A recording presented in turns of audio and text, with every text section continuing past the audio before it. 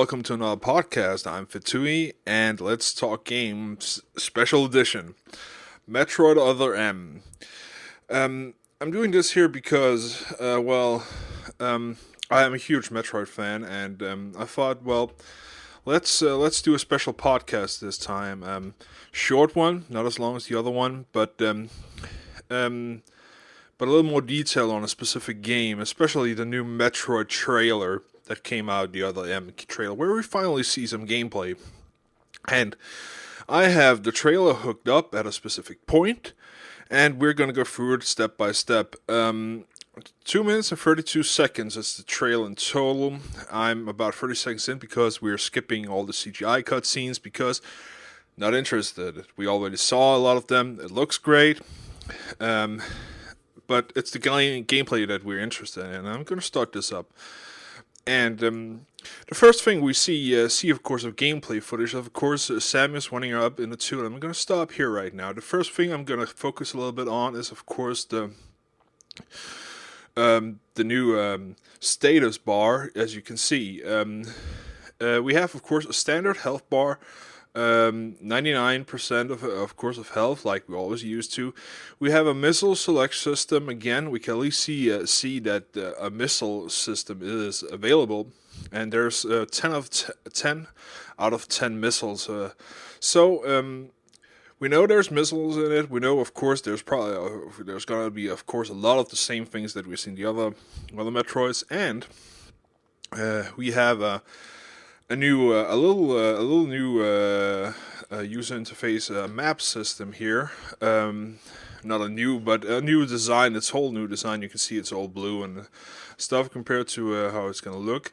Looks a lot more polished, but we have a map system. You can see, of course, it's standard way of map system. You have, of course, the icon, which is an arrow, and you have actually a view angle to where you're pointing, so it's highlighted the way you're pointing on the map, which of course makes it a little bit easier to actually figure out which way you're turning on the map, but it's never been a problem in Metro. Let's take the next step, and here we see,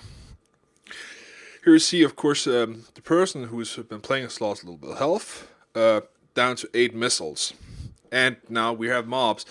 The whole scene has turned in, and you can see the map actually has twisted also, and this of course has turned into a third dimension, so it's a platformer still where you go in depth instead from the back end to the front of it, and there's some mobs coming up. I can't remember the names actually, and we see, of course, that that it's not as I expected from the last time we talked about Metro LM, that it was like you stop and you shoot, you go into visor mode and you shoot.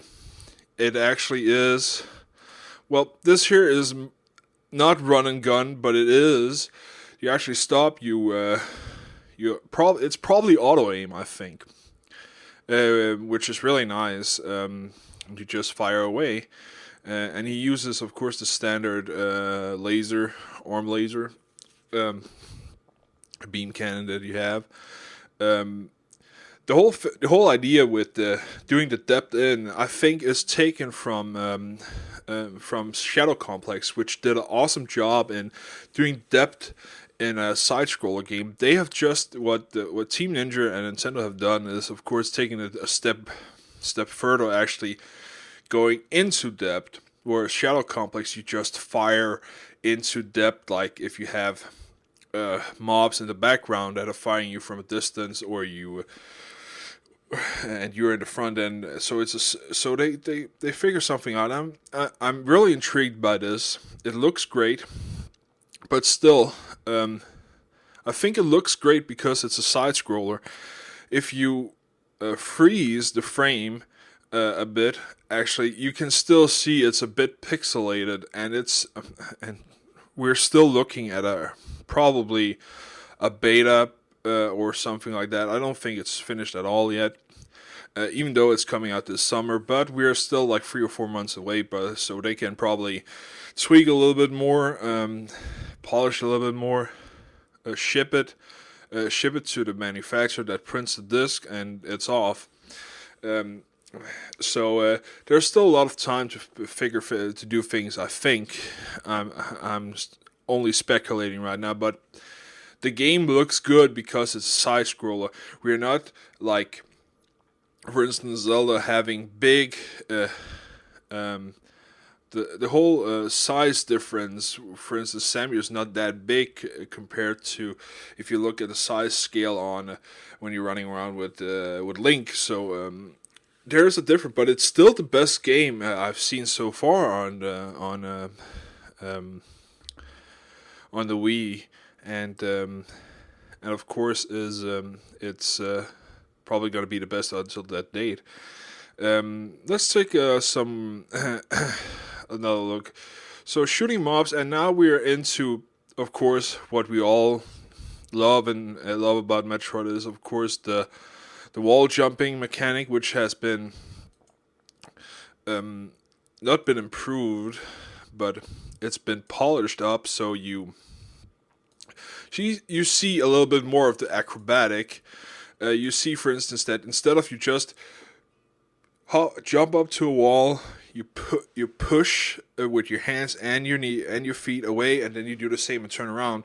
You can actually see she's doing some different animations. So really cool about that.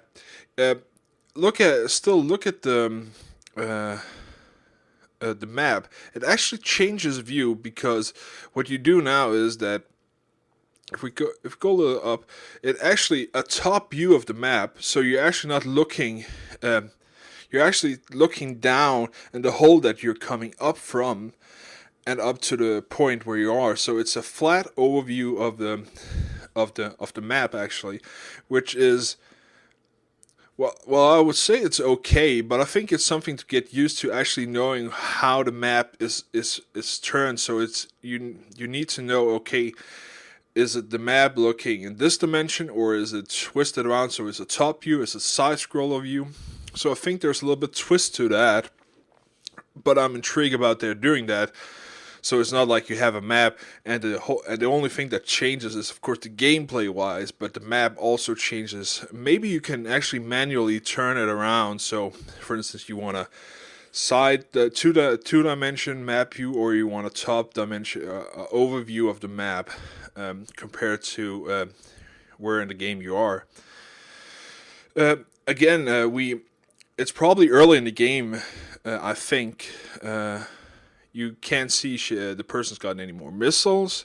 You can't see she's gotten any more health bars, which I'm also intrigued how they're implementing into the new user interface they did. Actually, one thing I'm interested in: can you turn off the map? Because actually, the map is actually, well, we don't know how big it's going to be in real size when we see it at a TV, for instance, but. It would be cool if you can turn it off, if it could fade away, so you have more space to get the nice scenery and play the game. But let's keep going. Again, we have out of tunnel. It's a top view. No, it's actually a side view. Is it? It's funny because it looks like it's a top view. Definitely a top view. Let's see if we can turn back here. And yeah, it's a top view because there's a little compartment you can jump onto. So there's still it's a side view, but a top view, because when she goes out into let me explain what I mean. When you're running in the small tunnel, there's a compartment above you, which you can almost see. There's not a lot of footage actually, but there's a small compartment where you can jump in, probably mothball or something. Excuse me. But look at when you go out, the map doesn't change. Then the map actually is a depth perception. So you know, if you go into the screen, there's a door there, and if you go again away from the screen and into the depth, far away, there's another door, which you can see, of course. So it looks like the map is actually one dimension, but compared to how you are playing the game, you need to you need to, where you can see, okay, here I can jump up. So it's not that hard. Maybe I'm overthinking a little bit, but anyways, I'm intrigued by this because it is something new, how to read a two-dimension map which has depth. And I think actually, if you look at this, yeah, she 12 missiles, and I think she got a health pack, energy energy pack. So you can see that in the bottom as a square, blue square. And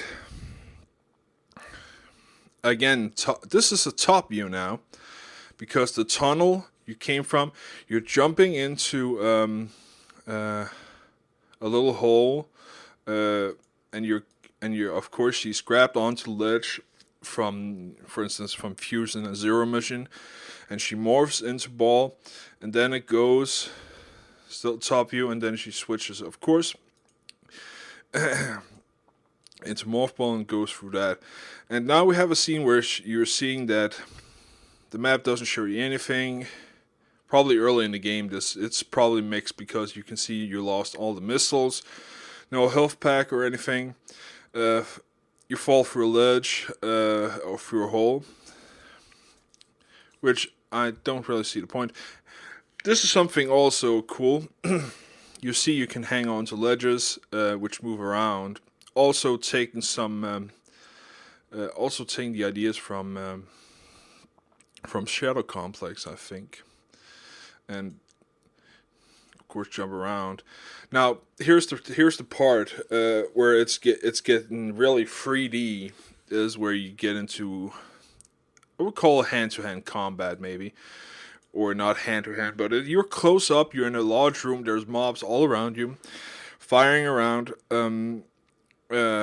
Auto hit. The person who's playing is not going into visor mode, and maybe maybe it is optional. Maybe you can beat everything just 2D, but I don't think so. Actually, not from the footage that we're gonna see later. And of course, we have the scenery view where you run around, run through another tunnel, probably Norrath. Norfair, maybe. Lava around you. The angle is a little bit not fully 2D, but a little on the side. Running and gunning, really awesome. You had the person who is playing has 13 missiles, a little bit of health, has 2 health packs. And now we see, of course, I think this here is a charge blast that he's doing on those mobs. Yeah, I think it's a charge blast. What we're seeing in the ice level that he's in, and it's pretty interesting. Here's something new. Here's hand-to-hand combat where you're a mob, you're kicking now. So we all know that Team Ninja, of course, is the maker of Ninja Gaiden, and has been a big success on that, and has been doing a lot of work with their engine they have been using constantly through the Ninja Gaiden series. And of course, it's probably their flair that Samus is more brutal now, which you're seeing, like she's kicking enemies in the face, she's jumping on them, pulling them away on the back, so getting them down. You're taking tails, throwing them around. She's definitely pissed at something, you can say, or the combat essentially is getting more interactive, which to me it's always great. I love game violence when it's done right. So they're introducing, of course, it's simple controls. It looks like we have the Wii remote, which has all in all 2 buttons. That's pretty much it. So simple side scroller, you're doing that, and you see now that you're playing around, you're jumping around, you go into a little bit of depth, going on top, you're running and gunning, really awesome. And definitely what I'm really, this here must be running at 60 frames per second, because it looks extremely fast. It's extremely fast paced gameplay. I don't know if they pepped it up, but I hope if it's so fast as they're promising, no lag and all that. Let's hope for that. I'm really impressed with how much power they're pulling out of the Wii, and um, and it's interesting to see if this it's going to be a lot of fun to play a fast paced side scroller again. Some of the Metroid games can be a little bit slow, but or maybe slow paced compared to modern games. But this here is definitely interesting. It's definitely more fast paced actually than Shadow Complex. And here we're outside, looking at over the shoulder angle, top shoulder angle. This is interesting. You're in a big scenery, and now you can go in, use the visor, and then we go into the nice standard Prime mode, using, of course, the Prime Free controls, and looking around and trying to find stuff. And that visor stuff is pretty much easy to look at. Now we're in a dark room, into depth mode, where we're running through a corridor, going through. You zoom in and try to I think he's locking on, shooting. I like the style that you can choose how to play, but I hope you not always have to, because that's one thing that I mentioned, of course, and talked about, that if it's at some point where you're going through a corridor and you need to stop up and go into visor mode and shoot stuff, it might slow pace the game down a bit. But if it's that fast, maybe it will work, but I don't know. We need to get our hands on it before we can actually judge it. But interesting stuff so far. Let's keep going. We're in a large container room. He's zooming in for a hint. Probably he's charging, he's shooting, and it's opening. He goes to morph ball and stuff like that. Now we have an enemy where where you can run around and freed up engines, run around the enemy, and here we have some freezing. He zooms in, shoot the freezing, so the arm falls off. And now we have all the acrobatics, where you're going into you're getting close. Samus is getting close. She's getting personal. She's jumping up on people and doing stuff like shooting in the face. And of course, we have the introduction again of Mother, which is actually where at the last stage of Mother, if you remember Super Metroid, where she actually, the first thing you shoot you encounter is, of course, the brain. Then she goes into the next stage, which, of course, the full size of Mother, with the brain attached to the body.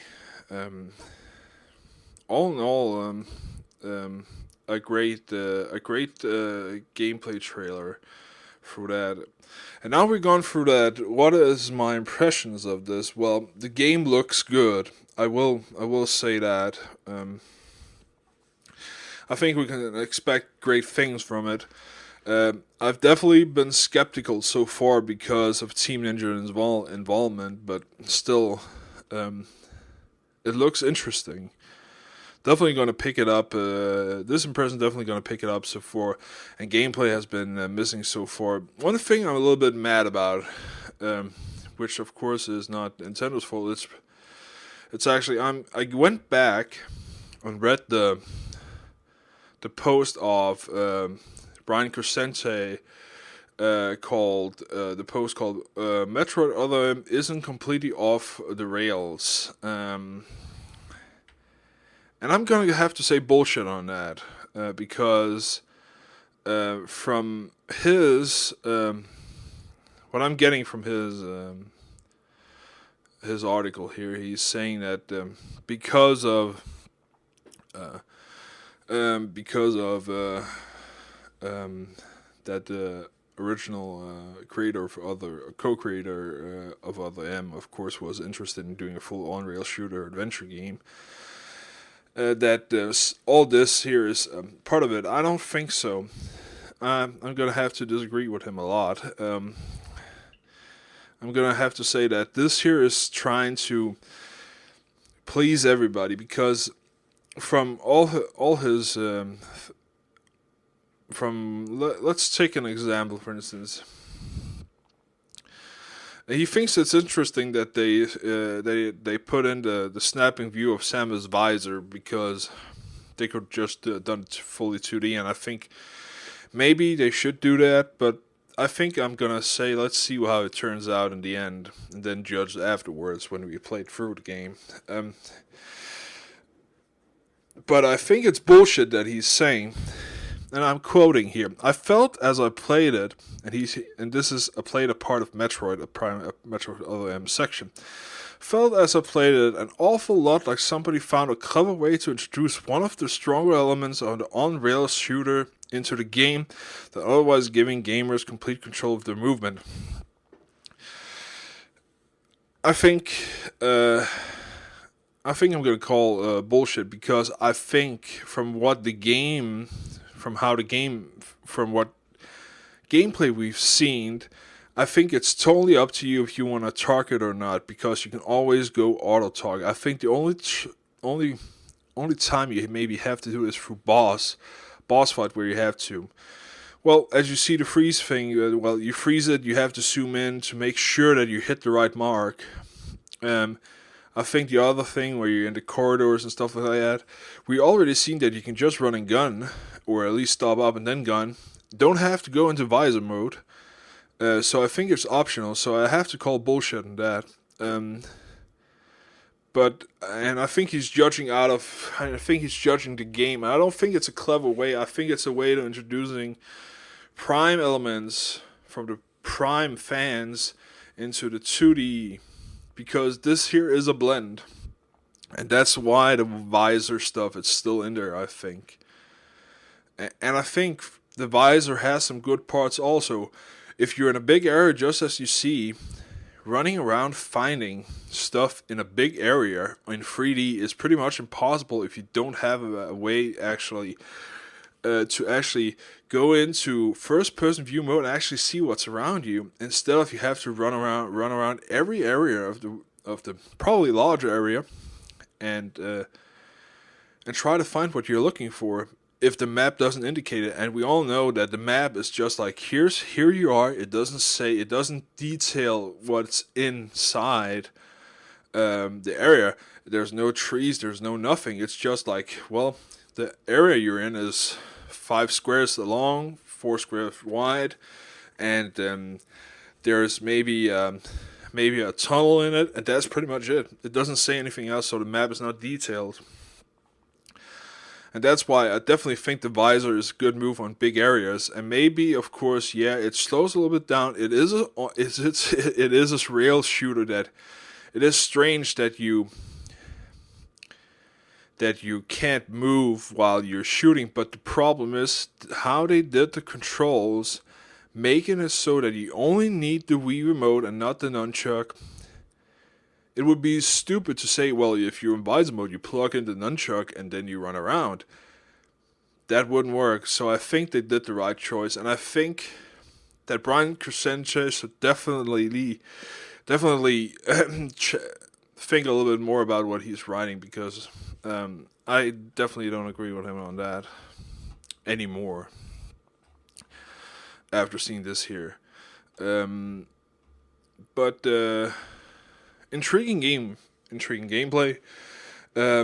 Summer, the only thing that I'm really scared about is it going to be a worldwide release? We all know with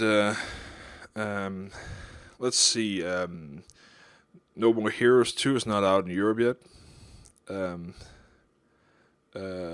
Super Smash Bros. Brawl was not a worldwide release. Nintendo has a really bad habit not doing worldwide releases, and I'm gonna be pretty pissed if this is not gonna be also. If I have to wait 3 months, maybe a half year, before it comes out over here, then I'm probably gonna be tempted actually to do something drastic. I'm not gonna say what, but it's annoying that I'm definitely hoping that they're doing a world release, because the release date for you guys is June 26th, and I'm talking US right now. No release date yet for Europe. Speculation is that June 26th is also the release date for Europe, but no guarantee. Not until E3 probably. So that's pretty much it, guys. Nothing a lot other to say than it's been a pleasure. I hope you liked my little insight on the other M. And I hope you watched the trailer at least a couple of times, because there's a lot of detail to it. And there's a lot of things to figure out and twist. And how's the map actually, since it's 3D? Because the map isn't 3D. Maybe we have access to a 3D map, just like, for instance, in Prime View, but we don't know. We haven't seen it, and they haven't shown it yet. I hope this teaser here that they're doing is one of many to come before we hit E3, but we'll have to see. Well, I'm Fettouhi, and thanks for listening, and of course you can contact me through Twitter, the Speed Gamers website, and my blog, and all the others. And of course Twitter is twitter.com/Fettouhi, and webpage is fettouhi.dk, and thespeedgamers.com if you want to go there, and email me at letstalkgames@fettouhi.dk.